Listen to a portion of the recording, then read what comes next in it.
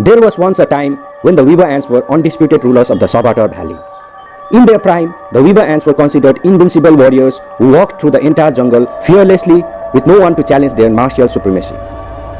They would walk with an unmatchable attitude and style, stop and hunt at will, sparing no other ants, whether they be big, strong or small.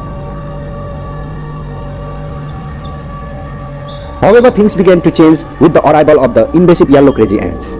The yellow crazy ants were not only faster, appeared more intelligent in the art of war, but they were also equipped with the deadly acidic spray that was greatly effective in fights against the soft-bodied weaver ants.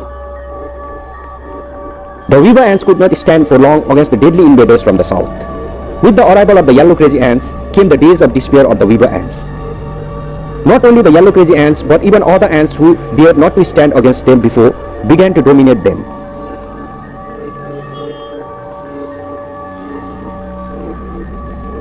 But among all of the other ants, one particular species of ants has developed a quick taste for the weaver ant's place.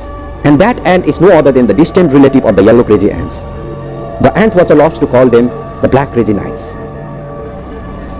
The black crazy knights became expert in attacking and killing the weaver ants, especially the weak and the wounded. The black crazy knights have begun to hunt down the weaver ants like crazy. Not one or two of them, but many, and not only in the light, but also in the darkest hours of the night. It appears as if the black crazy knights have learned the art of immobilizing the weaver ants by breaking their joints using their acidic spray from their long-distant kins, the yellow crazy ants. Though bigger in size, the weaver ants looks as helpless before the black crazy ants as they were before the yellow crazy ants. The weaver ants are not safe even while hunting. And though the weaver ants are still strong enough to kill formidable ants like the Tetraponera rufonigra, they just seem to be overwhelmed and helpless when attacked by the acid-spraying tiny black crazy ants. And many a time, one can see the weaver ants getting carried away by the black crazy knights along with their kill. A sad downfall of the once mighty and powerful weaver ants. But this only shows that no type of ant can remain the alpha forever in the ant kingdom. Highly excited and with their morale boosted by their victory over the weaver ants, the black crazy ants began to hunt down other ants too.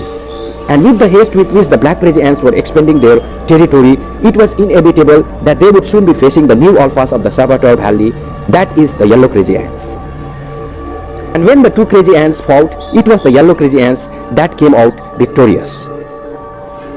But the black crazy ants did not give up without a fight. Like in this case, where though the black crazy knight is dead from the acidic spray of the yellow crazy ant, but it is still clinging on to the antennae of these yellow crazy ants. Now such a situation is dangerous for the soft-bodied yellow crazy ants. But the jungle floor is full of such ants who can topple the yellow crazy ants' rule if they get a suitable opportunity. The Lophomyrmex ants are just one of them. Luckily for this yellow crazy ant, it has great climbing skills, and so it quickly climbs up the wall and reaches the safety of its sisters.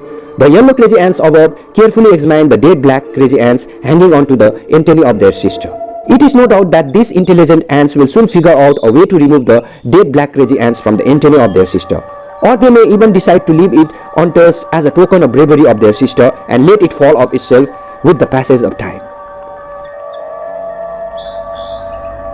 As for the black crazy ants, they return back to their nest, tamed and humbled by their long-lost kins.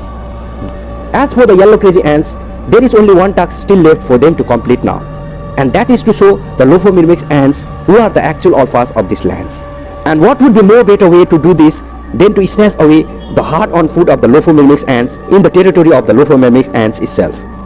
Of course, revenge is always sweet for these deadly invaders from the south.